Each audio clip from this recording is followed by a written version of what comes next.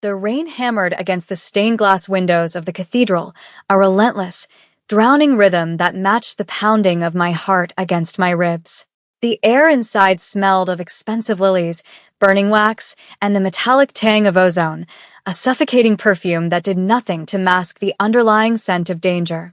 I stood at the very back of the nave, my fingers gripping the rough fabric of my dark blue dress, the starch of my white apron digging into my waist. I was invisible here, a shadow in a room full of predators, a maid standing on the periphery of a funeral for a man who owned half the city. They called him the Dragon of Soul, a ruthless kingpin who had ruled with an iron fist, but to me, he was just Daehyun. The man in the mahogany casket at the altar was not a monster, and more importantly, the man in the casket was not meant to be there. I watched as the sea of black umbrellas and charcoal suits parted, the mourners bowing their heads in a performance of grief that felt as hollow as the cathedral's vaulted ceiling. His brother, Junho, stood at the podium, his face a mask of solemnity that barely concealed the gleam of triumph in his dark eyes. He spoke in rapid, clipped Korean, his voice echoing off the stone walls, weaving a narrative of tragedy and succession. I didn't need to understand every word to know he was lying. I knew the truth because I had felt the warmth of Daehyun's skin only hours before the accident. I knew the rhythm of his breathing, the specific cadence of his pulse which I had memorized in the quiet, stolen moments before dawn. My legs trembled, threatening to buckle under the weight of the impossible choice before me. If I stayed silent, the man I loved would be buried alive, sealed away in darkness forever. If I stepped forward, I would be signing my own death warrant, marking myself as a target for the most dangerous criminal organization in the country. But then I looked at the coffin again, the polished wood gleaming under the dim lights, and a memory flashed through my mind, his hand covering mine, his voice rough with sleep, promising me that we would find a way out. I took a breath, the air rasping in my throat, and before my fear could paralyze me completely, I pushed open the heavy oak doors and stepped into the aisle. The sound of my footsteps was swallowed by the storm outside, but my voice, when it came, cut through the silence, like shattered glass. "He's not dead," I screamed, the words tearing from my chest, raw and undeniable. "Stop the funeral. He is not dead." The reaction was instantaneous and terrifying, a ripple of shock that transformed the solemn gathering into a tableau of violence. Every head turned, a synchronized wave of hostility, and the sound of 100 bodies shifting in the pews was like the rustle of dry leaves before a fire. Men in dark suits moved with practiced fluidity, their hands reaching inside their jackets, the dull glint of steel flashing in the candlelight. I froze, my hands raised in a gesture of surrender that felt pathetically inadequate against the arsenal pointed at my chest. Junho looked up from the podium, his eyes narrowing as he recognized me, a flicker of irritation crossing his face before it settled into a cold, amused sneer. He said something to his lieutenants in a low, dangerous tone, and the guards nearest to me stepped forward, blocking my path. "The help is confused," Junho said in English, his accent heavy and mocking, his voice projecting easily to the back of the room. "She is grief-stricken. Perhaps she spent too much time cleaning the master's quarters and lost her mind." A ripple of dark laughter moved through the front rows, but I didn't flinch. I couldn't afford to. I kept my eyes locked on the coffin, willing the wood to splinter, willing him to wake up. "I'm not confused," I shouted, my voice shaking but gaining strength. "Check his body. He isn't cold. The paralysis. It's a toxin. I know what you gave him." The accusation hung in the air, heavy and poisonous. The laughter died instantly. Junho's smile vanished, replaced by a look of sheer, predatory malice. He descended the steps of the altar slowly, his movements graceful and predatory, like a tiger stalking wounded prey. "You make dangerous claims, little girl," he said softly, closing the distance between us until I could smell the expensive cologne and the stale smoke clinging to him. "Disrespecting the dead is a sin. Interrupting the mourning of the family is a death sentence," he signaled to the guards, two hulking men with impassive faces who grabbed my arms, their fingers digging into my biceps with bruising force. "Take her out back," Junho commanded, turning his back on me as if I were nothing more than a stain on the floor. And make sure she doesn't interrupt us again. Wait. The command didn't come from me, and it didn't come from Junho. It came from the front row, from a woman sitting in a wheelchair, draped in layers of black lace. Madame Park, the matriarch, the only person Junho feared. She tapped her cane against the marble floor, the sharp sound echoing through the cavernous space. Let her speak, the old woman rasped, her voice thin but laced with an authority that made the guards hesitate. Junho stiffened, his jaw tightening. Grandmother, this is a farce. She is a maid. She knows nothing. Madame Park turned her head slowly, her eyes milky with age, but seeing far more than anyone gave her credit for. She claims my grandson is alive, she said, her gaze drifting to the coffin. If there is even a breath of truth, I will not bury him. Bring her here. The guards didn't release me, but they shoved me forward, marching me down the long aisle toward the altar. Every step felt like walking the plank. I could feel the eyes of the organization boring into me, assessing, judging, planning how to dispose of me later. I focused on the white apron I wore, clutching it like a shield. It was the only thing identifying me, the only reason I had been allowed into the building in the first place, and now it felt like a target. When I reached the front, Junho blocked my path to the coffin, his body a wall of expensive wool and suppressed rage. You touch him, he hissed, his voice so low only I could hear, and I will cut the hands from your wrists. I looked up at him, trembling, but the image of Daehyun's face, the kindness he hid from the world, the way he looked at me when we were alone, gave me a surge of adrenaline that overrode the terror. If he's dead, then you have nothing to fear, I whispered back. Let me see him. Junho hesitated, his eyes darting to his grandmother, then back to me. He stepped aside, a mock gesture of chivalry that was terrifying in its insincerity. Go ahead, he said, gesturing to the open lid of the casket where only the top half was visible. Say your goodbyes to the master. I approached the casket, the smell of lilies becoming overpowering, mixing with the scent of formaldehyde that I knew was a lie. There he was, Daehyun. He looked peaceful, his sharp features softened by the makeup they had applied to make him look lifeless. His skin was pale, almost translucent, and his hands were folded over his chest, clutching a rosary he never used in life.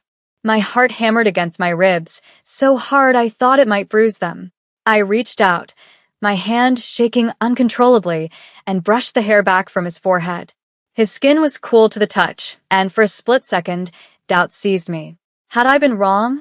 Had Junho actually killed him this time? But then I moved my hand down to his neck, pressing my fingers against the hidden pulse point just behind his jaw, a spot he had shown me once, jokingly, after a sparring match. If I ever stop fighting, he had said, breathless and sweating. Check here. If this beats, I'm still in the game. I pressed down, ignoring the collective gasp of the room at the desecration of touching the body. I waited. 1 second. 2 seconds.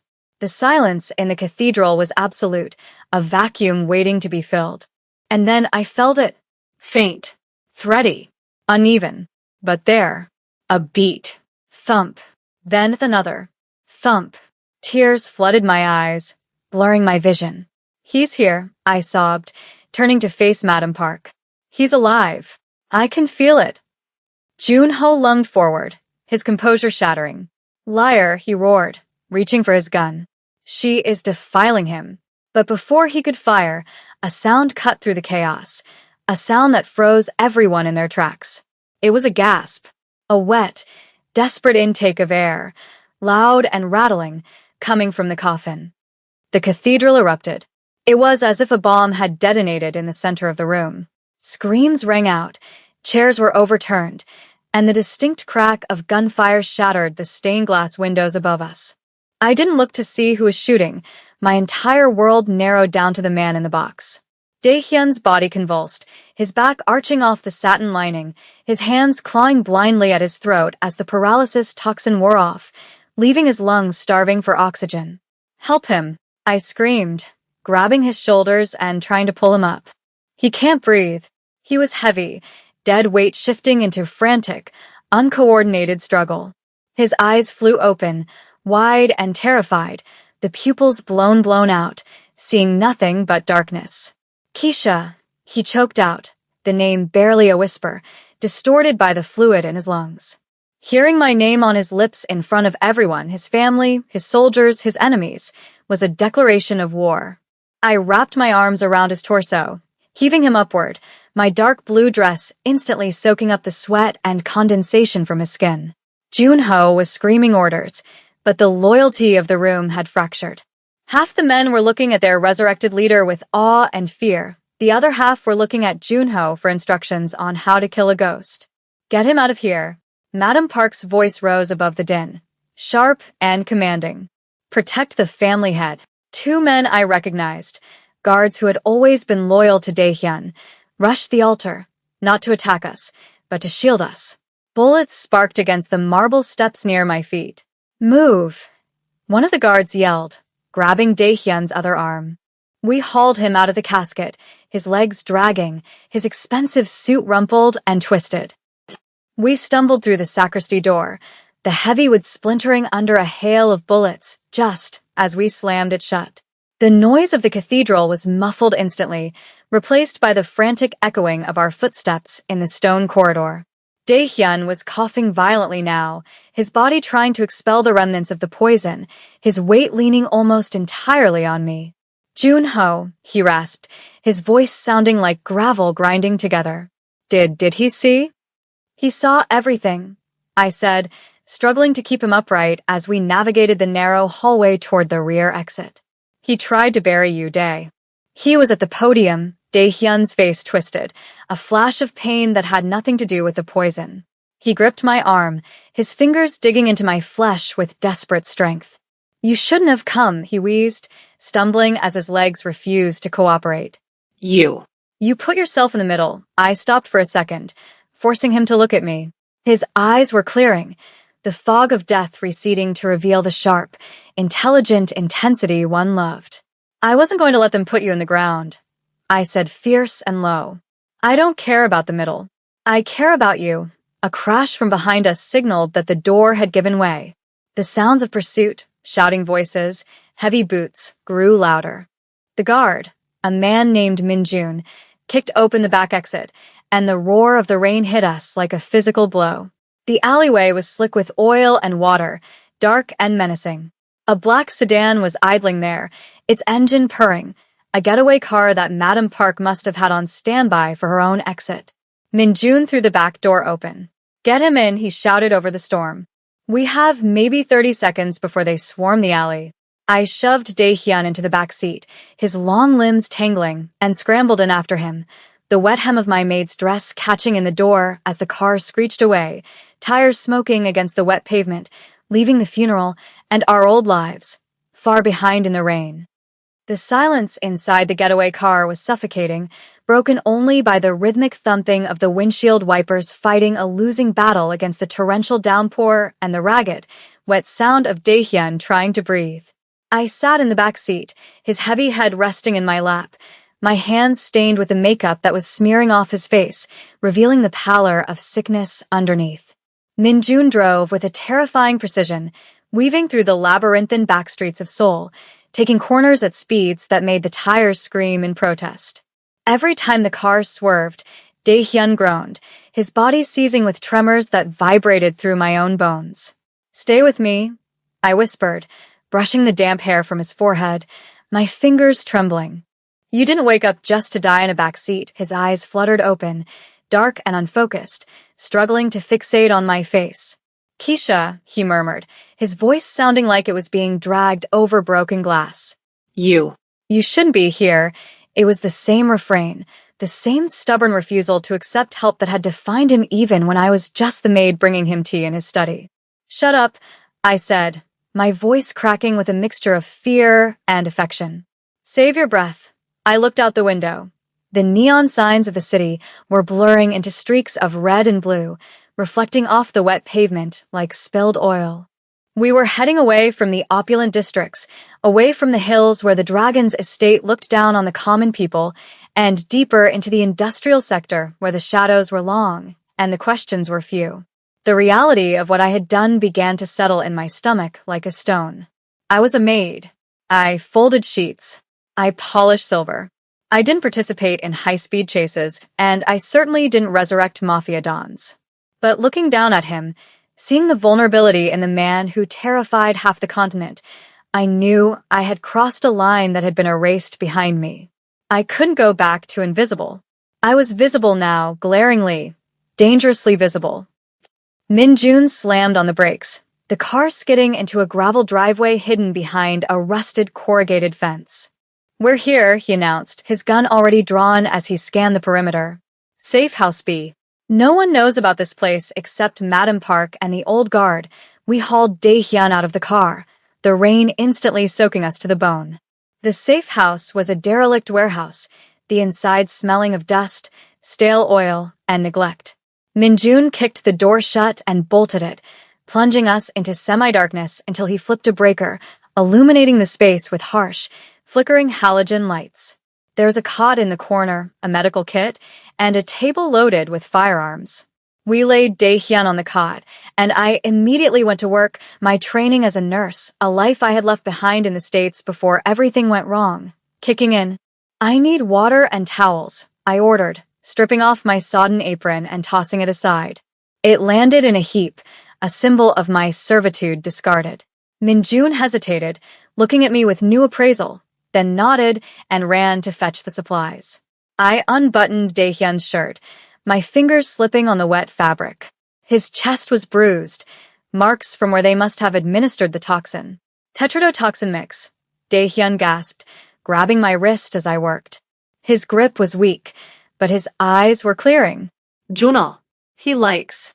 Poetic poisons. I looked at him, my heart aching. "He paralyzed you. He was going to bury you awake." Dae-hyun let out a dry, bitter laugh that turned into a cough.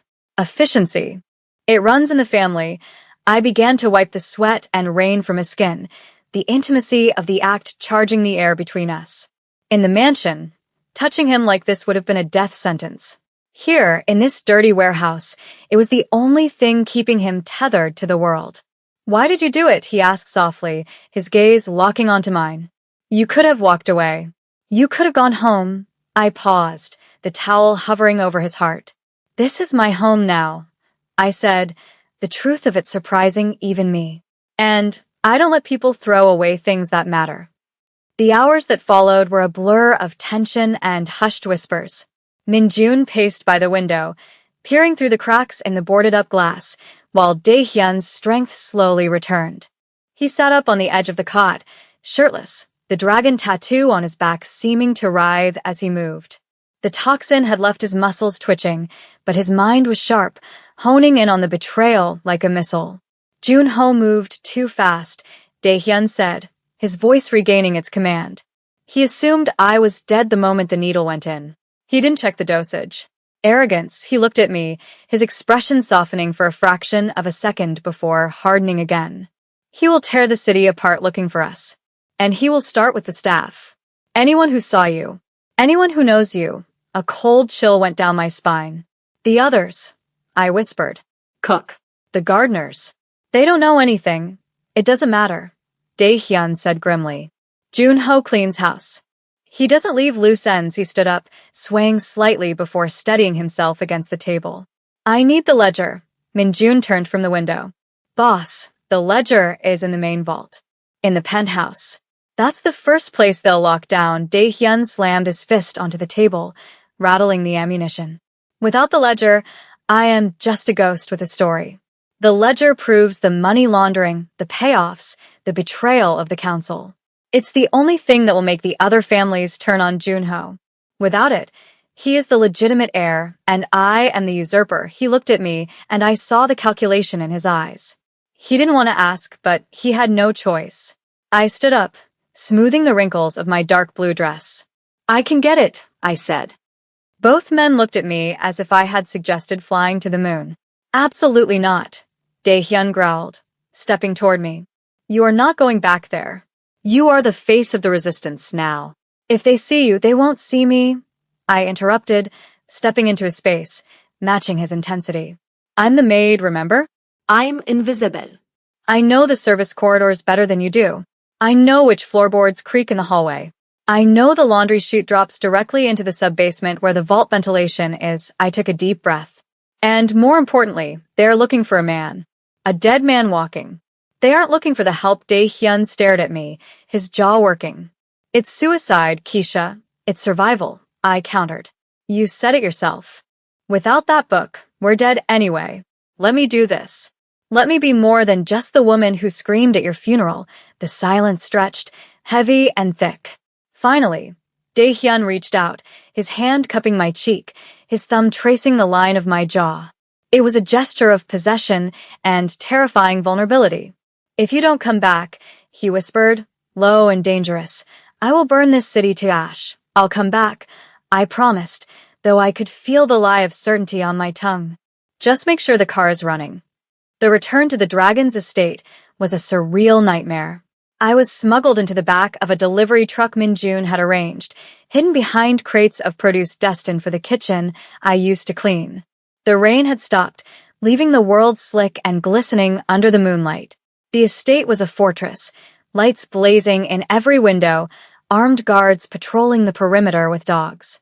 I slipped out of the truck while the driver argued with the gate security, rolling under the chassis of a parked SUV and waiting until the boots marched past.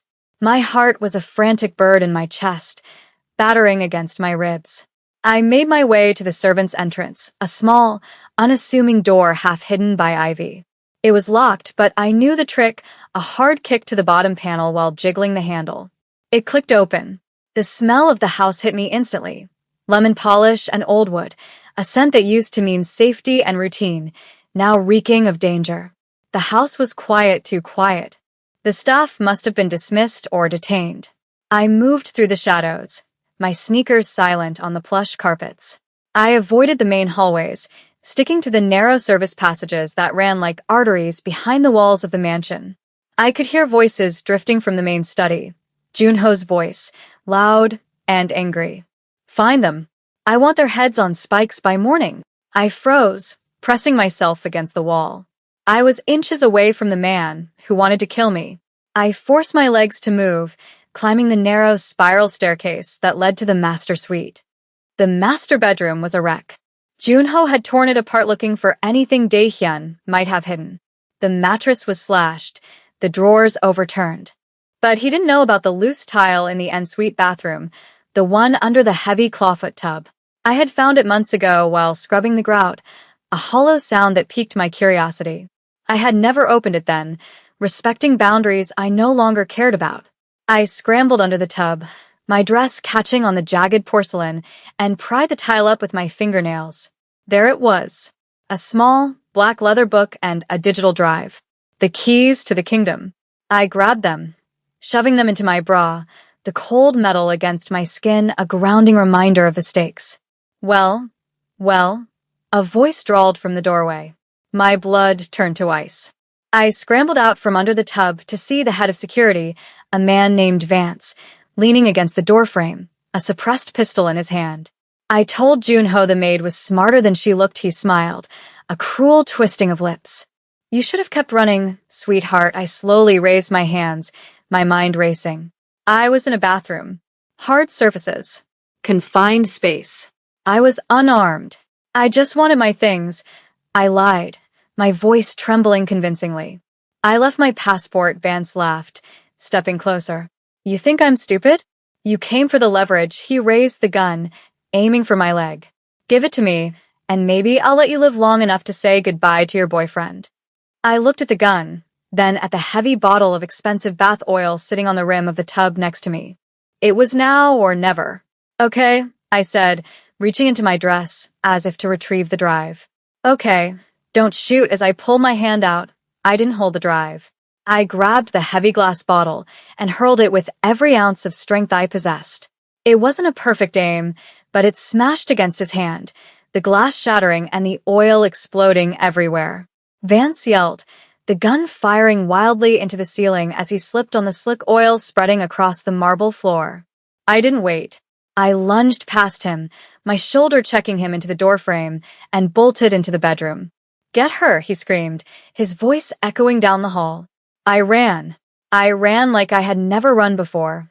bursting out of the bedroom and sprinting toward the laundry chute at the end of the hall. Footsteps thundered on the stairs, guards coming up from both sides. I was trapped. The chute was my only option. I threw open the small hatch and dove headfirst into the darkness, sliding down the metal tunnel that smelled of detergent and dirty linen. I tumbled out into the basement laundry cart, landing in a pile of sheets with a bone-jarring thud. I scrambled out of the cart, gasping for air. But before I could orient myself, the basement door burst open.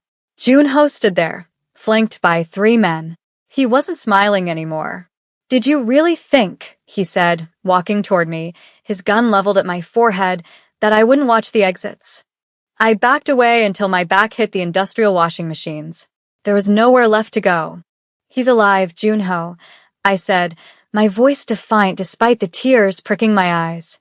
"And he knows what you did." Junho stopped a few feet away, the muzzle of his gun looking like a black tunnel to hell. "He is a relic," Junho spat. "And you're a loose end," he cocked the hammer. "Goodbye, Keisha." I closed my eyes, bracing for the end. But the shot didn't come. Instead, a deafening crash shook the room as the high basement windows shattered inward. Smoke canisters rolled across the floor, hissing and spewing thick, white fog.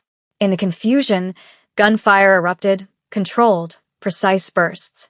Down, a voice roared. It was Dae-hyun. He hadn't stayed in the car. He had come for me. I dropped to the floor as bullets chewed up the washing machines above my head. Through the smoke, I saw him, a silhouette moving with lethal grace, Min-jun at his side. They cut through Junho's guards with terrifying efficiency. Junho fired blindly, screaming in rage, but he was outmatched. Dae-hyun emerged from the smoke, slamming the butt of his gun into Junho's wrist, sending the weapon skittering away. He kicked his brother in the chest, sending him crashing into the wall. The silence that followed was heavy, broken only by the hissing of the smoke grenades. Dae-hyun stood over his brother, his chest heaving, his face a mask of cold fury. He didn't look at Junho, he looked at me. He walked over, stepping over the bodies of the men who had tried to kill me, and pulled me to my feet. He checked me for injuries, his hands frantic and gentle. "I told you to wait," he scolded, but there was no anger in his voice, only relief. "I got it," I whispered, pulling the book and the drive from my dress. I got the ledger. Dae-hyun took it, looking at it for a moment, then tossed it to Min-jun. "Upload it. Send it to the council. Send it to the police. Send it to everyone." He turned back to Junho, who was struggling to sit up, blood running down his chin. "It's over, brother," Dae-hyun said quietly. "You wanted the crown. You can have the ashes." Sirens began to wail in the distance. The real police this time, or perhaps the enforcers of the other families. It didn't matter. We walked out of the basement, leaving Junho amidst the wreckage of his ambition. We walked out into the cool night air, the storm finally breaking, leaving the sky clear and full of stars. Dae-hyun stopped at the edge of the estate, looking back at the house that had been his prison and his kingdom. He took my hand, intertwining his fingers with mine, not as a master and a maid, but as equals. "Where do we go?" I asked, looking up at him. He looked down at me, and for the first time, the weight of the world seemed to lift from his shoulders. "Anywhere," he said. "As long as you're there." And as we walked into the dark,